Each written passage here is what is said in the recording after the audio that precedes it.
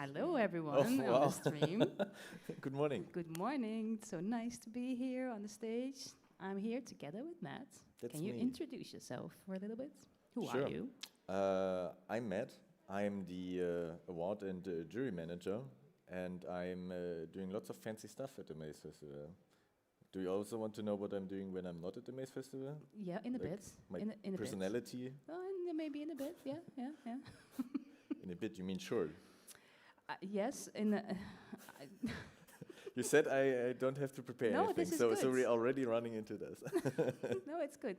This is just calmly starting. It's Okay. okay.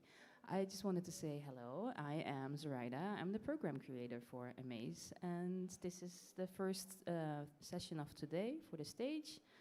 We have 2 stages today, and one of them will be streamed, which is this one, the Betonhalle. We have like a super full program with lots of different sessions on this stage, and in the Kuppenhalle we also have more sessions that you should be there or you will never hear about it. So we try, we try to have some mystery in the at the maze, so to be physically present, but also we want to, talk to people around the world. So hello, welcome, thank you for joining us. Also, hello, thank you for joining us also here physically. Thank you. You're the first one. We're very happy that we have also not only the camera, but also a person to chat with and talk to. So, welcome. Yes, so this is you and me, Matt and Zuraida, which is new. Have we ever been on stage, yes, last night, but have we ever been on stage before, just chatting or talking? I guess in 2012, Yes. the very first time of the Amaze Festival, right? This is true, yes. Yeah. The 2012. 2012. That was like Long time yesterday. ago. No, it was Yeah. like yesterday. It's Yeah. all good. 2012, because you're already, since the first Amaze, involved in Amaze as the awards manager also? That's true. Yeah, from the very first beginnings. From the very Yes. first beginning. Wow. It was really fun to figure out, Legend. how to talk about games and how they changed, and who to invite to be, judging all the selections. Like you. Like me, You were yeah. a judge in the first year. I was a judge. It was very a big honor, Yeah. and we were with 4 people, I think, judging. I think it was always 5. Was it? I'm not entirely sure, but yeah. Maybe it I was don't count 4 myself. because it was the first year, and then after the first year we introduced that the winner of one year will Right, be the would judge be- of the next year. Yeah. So it could be that we added the 5th I person. feel like we were 4, but Yeah, and could- that's also not that handy when you try Yeah. to decide, and you might get stuck on the thing. Yeah. Also, you had to decide just one award, right? One award, Yeah, yes, and then I one know only. we also had discussions amongst the jury members of like, should we have just one forever? And we decided yes, we should have one award for all the games that get submitted, just one. Yeah. It's still the main one, the most amazing award. It's like the dinosaur of the awards. Exactly. So it's the longest running version of it. Definitely. And we thought, there's so many games, but it's good to just have one award. And I think the next year it was already 1 million awards, maybe. I think it was 3 more. Three Two more. more. So it was 3 in total. Okay. Yeah, sure. One award is cool to have, but then like the festival was also like growing very fast at the beginning, and it was also like from the start it was about like showcasing the works, right? So, and having more awards means you can showcase more of those. Not really. No, showcasing is the wrong word. Give them some more audience after the festival. Maybe something like that. Yeah. Yeah. Reach. That's the word I was reaching for. Reach. Yeah, nice. Okay, yeah. 1 award, 2, 3, 4. And now how many awards it is? 7. 7. I remember the first award that I got to hand out to Ed Key for Proteus. Yeah. And it was such a squishy cube. Yeah. Do you remember how that got to be into being? It was really squishy with a little metal ball in the middle. Yeah, and the concrete platform. Yes, so some sturdiness, some squishiness, Yeah. and some metal. Yeah. Was there a reason for It's this? a combination of things, like what we always do at Amaze. It's not just games, it's games plus something else, or the other way around. Playful media works together with games, things which are not, at this time made for each other. Was like, hey, we have to try to combine things and, be this diverse bunch of beautiful flamingo people. Flamingo people. Were there flamingos already in the first? I don't remember flamingos. God. 2012 we're speaking of. Were there flamingos? This is all perfect questions to do some research on. Okay. So for background, I told Matt to not prepare anything because I just want to have casual chats. And I love statistics. Matt loves statistics. Yeah. Loves being knowing things and having like everything prepared. And I'm more free flowing, so this is a nice mix. And my challenge was to him. Don't prepare anything. I'm not gonna prepare. But I still think flamingos were coming later. Yes. So because if I remember correctly, like every year we had some like a symbol, and all the symbols they connect over the years. So now in our 14th year, we have all those symbols all over the festival. You can see most of them somewhere. It's true. We had flamingos Tropical on stage flamingo yesterday. melons. Watermelons. What else did we have? Like Palm smiley trees, face. smileys. We had socks. Do we still have socks? Like socks last year with the smiley face. Oh, and palm trees for sure. Yeah. So some tropical things. We had a swimming pool at some point at the festival. Yes. Which got more into the tropical vibes.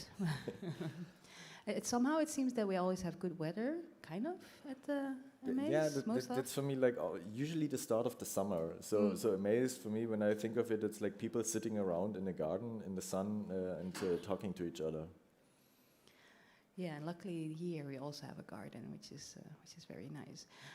You're not only doing Amaze, actually. You're also doing other things. Can you tell a little bit more about that, like what you do?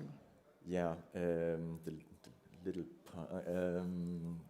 So in general, I love like to use games in contexts where games usually are not at. So with Amaze, of course, it's like the games and art. But there's another festival I'm doing. It's the Play Festival, and there it's more about combining games and education. It's really cool. Lots of kids there, but also adults, and it's about the creativity of things. I'm also in charge of the Code Week in Germany. It's like a European big project, and everybody in autumn in all over Europe is doing some coding events with kids. That's also pretty great. And in general, just lots of workshops all over the year where I do, escape rooms with about democracy or game jams and VR theater. Right now I'm really diving into LARPs in VR. I like it a lot. You have to check it out. LARPs in VR is amazing. Live action role-playing games. You can be everything. You mean live, like LARP in VR? Yes. Is that what you're saying? Yeah. But isn't LARP nice because it's physically, that people are physically present? Have you played LARPs?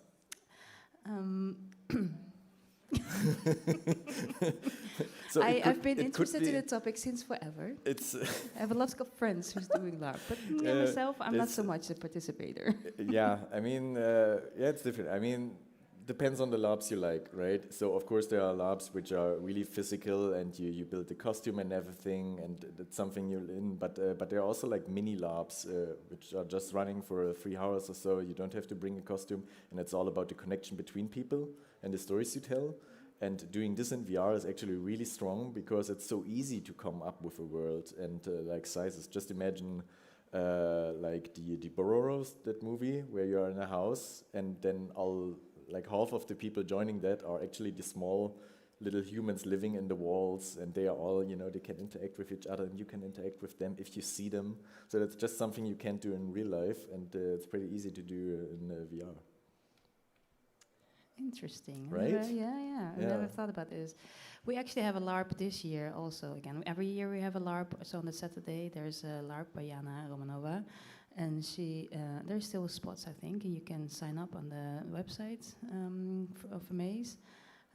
and it's about it's called the Broken Archive, and it's about memory making and pictures, and it's really beautiful. So that's more of like a 3-hour LARP. You get like a session of just to dive into the topic together, and then you're actually gonna do the LARP, and then there's also some aftercare. So there is a lot of trying to get how do you say this? Bleed?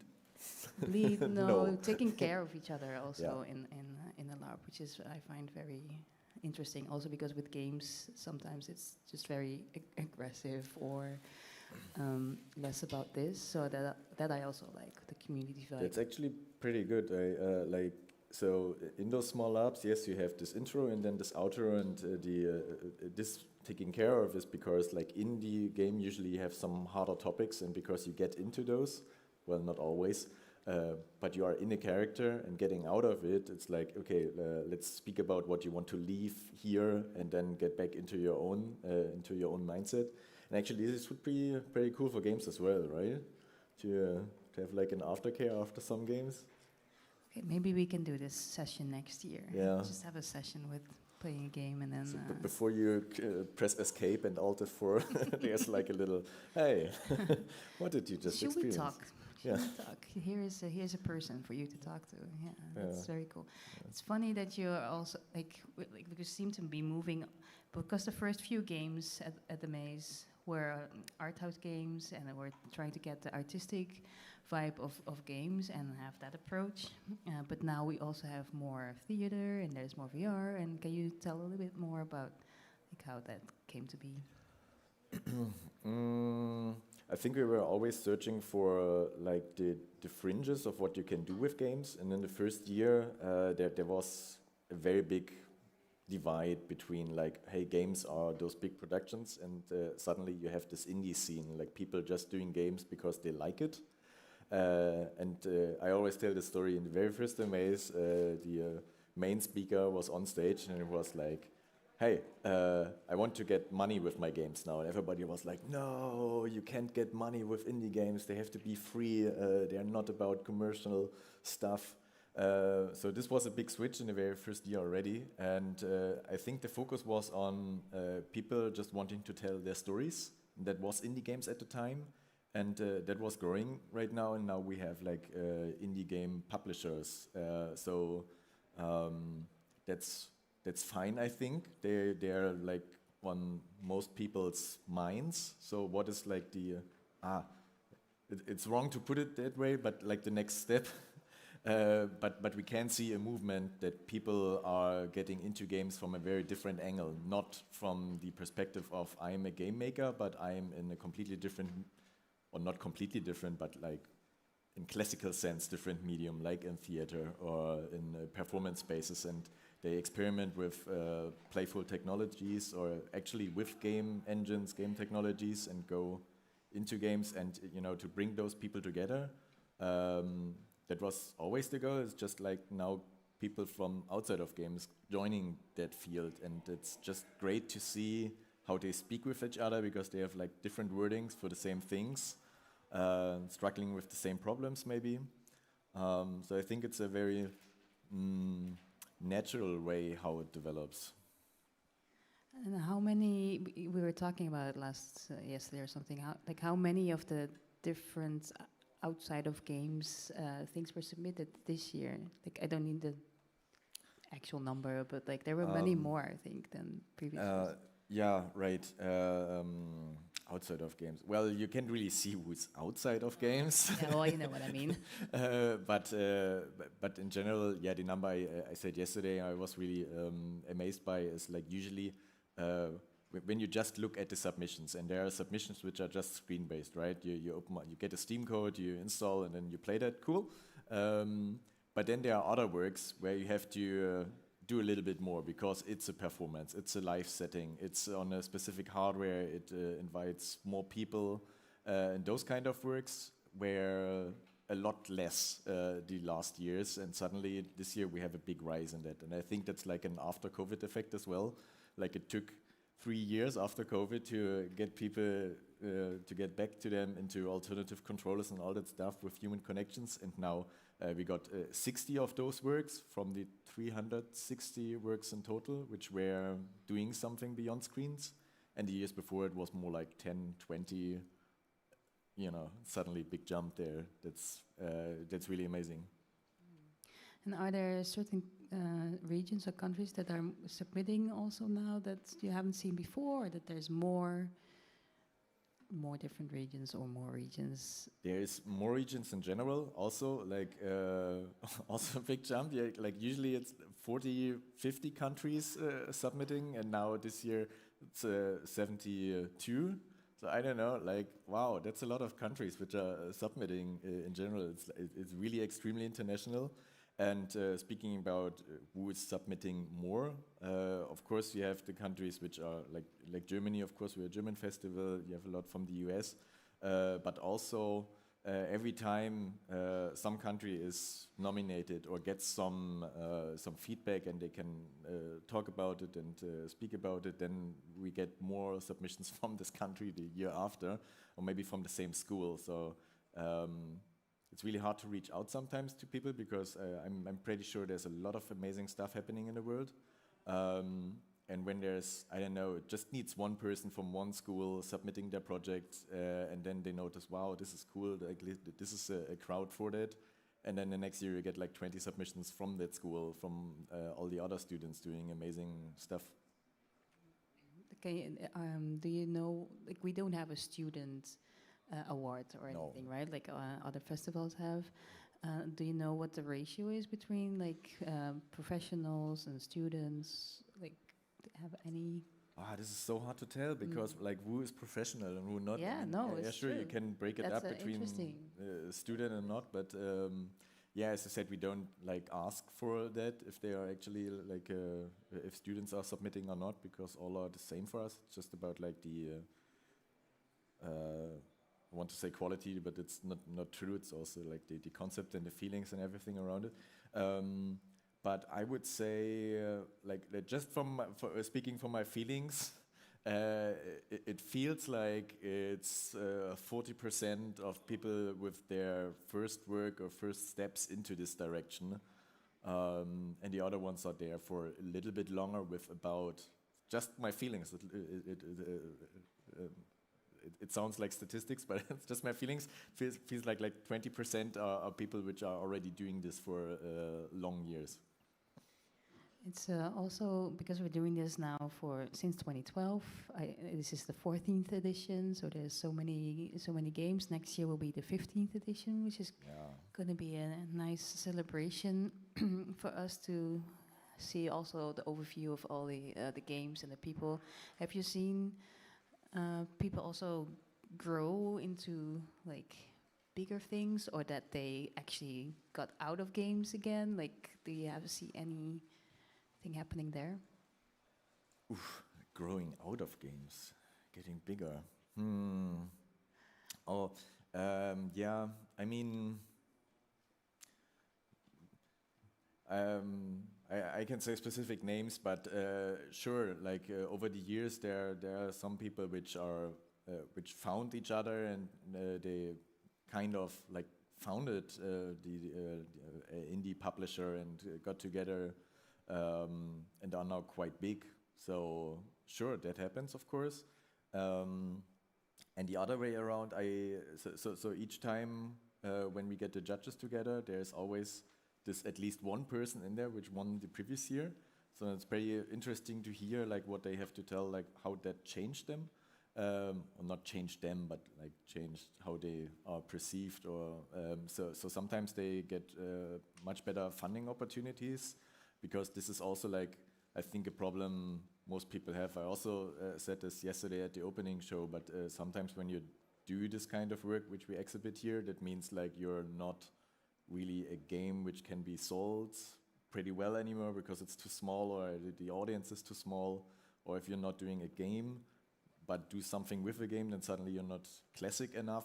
So funding opportunities and finding an audience is always complicated, and that helps apparently a lot to connect to other people, find funding, find, I don't know, the audience you want to do something for. That's Thank you. The award show. So the award show is gonna take place in the Betonhalle tomorrow, and every year, I love when Matt's trying to like figure out what he's gonna do. What do you mean, trying? No, not trying, but like he's figuring out what to do, and it's always so interesting to see what you come up with and all the before ideas. the show. Yeah, no, well, that's before better. the show. No, Yeah, before not the show. trying to figure out what to do during the show. No, the show. No, like I said, the show is like Okay, yeah. it's done. It's every second almost is. It was the first time you saw scheduled. the document during the opening show. Yes. Yeah. Yes, he copy pasted it for our opening show, and my sheets look very different from Nat's sheets, and it was very interesting to see like how every minute was accounted for. So that's very like. How do you come up with the ideas for the award show?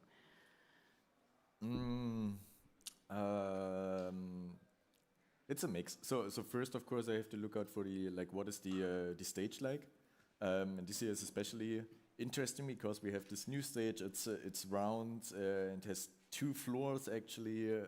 So what can we do with that? The stage is much smaller now. So what can we do as fun thing with that stage? And when you're at the award show tomorrow, you have to definitely look up into this dome projection we're having. And if you're on this stage and looking here, there will hopefully also be something interactive happening, because the other part is it's all about like interacting. It's kind of boring if you just show who's winning and give out the awards, because it's as much as I like to say it's about the awards, it's about the people which are there, and not just the people which are winning, but also all the nominees. So I want to have them all on the stage somehow. So everybody of the nominees, they send in a little video so they can share some of the voices, some of their opinions. So just show their face so you know who they are. And there's a lot of audience participation. Yeah. Especially this year again with the Audience Award, because it's not just about choosing the best game for the audience, but also choosing the best audience, if that makes sense. It will make sense. And flamethrowers, we love flamethrowers.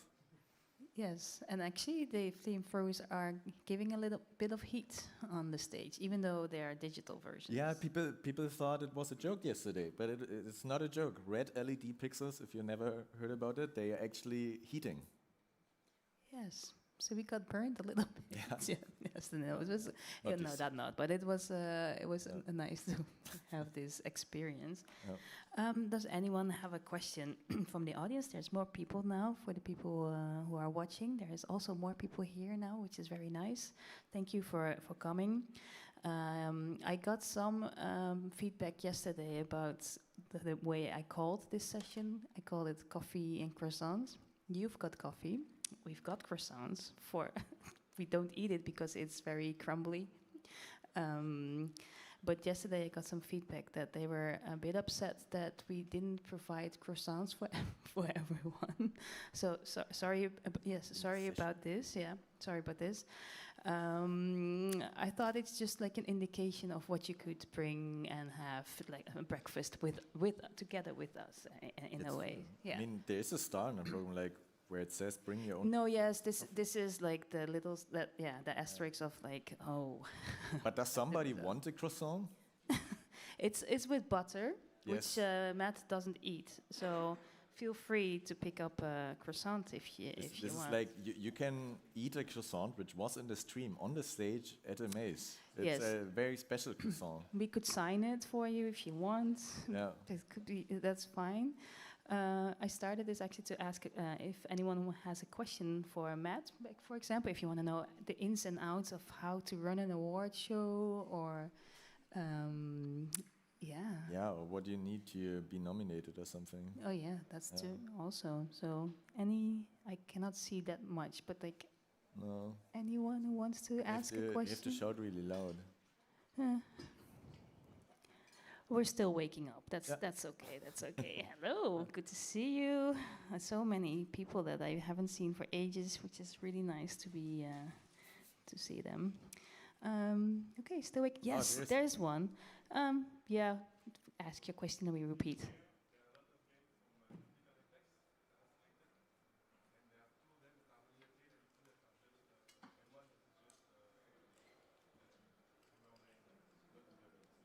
Mention. Yeah.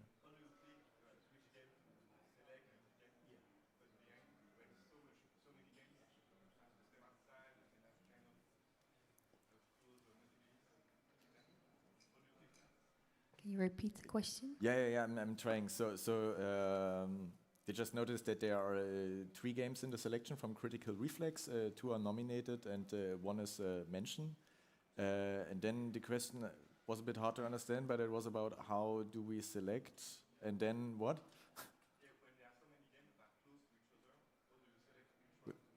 Which are close to what? It's kind of similar. Ah, similar, right. So you're saying the Critical Reflex games are similar? Yeah. Okay. So how do we select those games? Yeah. Yes. So there are 3 games from Critical Reflex, but that's just the publisher, and of course we're looking at the artists. So they're from different countries, different backgrounds. The styles, yes, they seem in that case a little bit similar, but it could also be the case for other works too. And what the stories to tell about are quite different, but how the selection in general works is we have a selection committee. There's lots of people internationally helping us over the course of, I don't know, two months or so to review all the works in there. And we got a lot of reviews. It was about, I don't know, 500, 600 of them, and we worked through them. And then we sit together as a Maze team as well. Check them out, have some playtests as well, and then we go through the list and see like, okay, is there maybe, like through all nominees, is there maybe like a common topic, something which is like really picking out like is a voice in games in general, and then we search, do we have something in there which, you know, really transports this? Of course, we're looking for diversity in countries and diversity of the artists itself, also in their background, like is the game already or the work already something which won thousands of awards and maybe doesn't need the reach anymore. So there are different kinds we have to look out. And but still, this situation that we have 3 games in the selection which were all by the same publishers, that never happened before, actually. So Critical Reflex should be quite proud in their selection of artists that they done this. Yeah.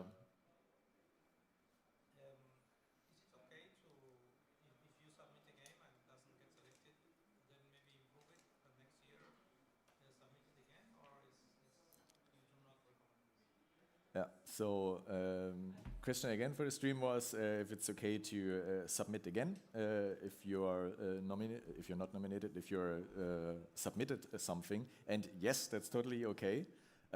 Also, like we like to say that if you want to exhibit somehow, you can. We try to find a way.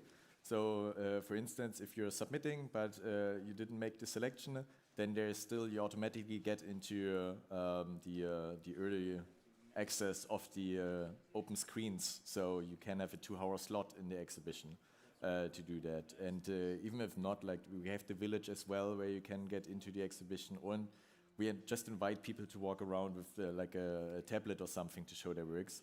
And of course, they are allowed to submit again, because even if you're nominated, you're allowed to submit again, of course, because games change, works change, you may add something. Yeah, so, and we had this a lot of times. So people were submitting for 3 times, and the 3rd time they are suddenly nominated. That works. Excellent. I think we're running into the end of this session. I'm so happy that I got to talk to you. Yeah, thanks for the on the stage, and that people get some more insight also in the awards and the process and everything. And in your background, you're doing a lot of different things, which amazes are you. one of the. Yeah, but people, yeah, whatever. It's fine. But people don't think. I don't think that people know as much about you. I think because you seem a bit in the background also. So I'm happy to have you on stage now. So please give a warm applause for Matt.